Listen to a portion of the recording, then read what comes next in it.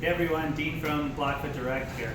One of the most common questions we get in the showroom is, what's the difference between a KTM and a Husqvarna? Is a Husqvarna just a white KTM?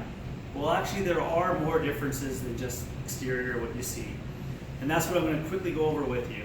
The easiest way to explain it is in the car industry, we've been seeing it for years.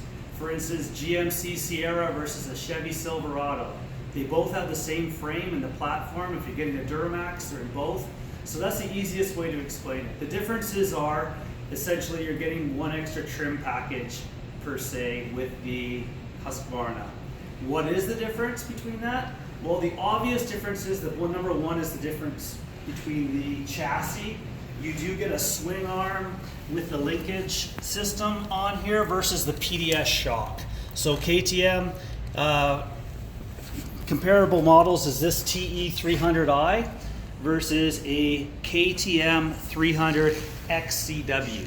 So that would be the comparable model with this. So the biggest difference is that. The other difference is in the subtleties. You are getting a lot of upgrades. So one of them is you do get a skid plate included with all enduro motorcycles. So the skid plate, value about $135. You get that included. You get a map switch on the handlebar, so you can select two different modes. People call it a lot of times the hard pack mode versus a soft mode.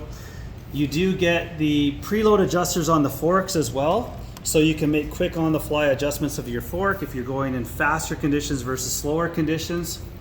You also get the upgraded DID Dirt Star rims, which are kind of an industry leading standard in regards to off-road wheels versus the giant rims that you get on the KTMs. And then you get the upgraded Pro Taper handlebars with every Husqvarna, and machine triple clamps, which you get on the SX and XCW models of KTMs, but you also get these here on the Enduro models, which add to a little bit more of a rigid front end feel. Another small little thing, you do get upgraded brake discs. These brake discs are slightly thicker, so they have longer wear and better for heat dissipation.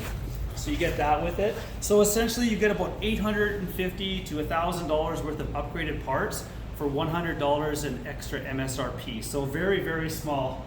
So that's kind of a very quick recap of the differences between the two motorcycles.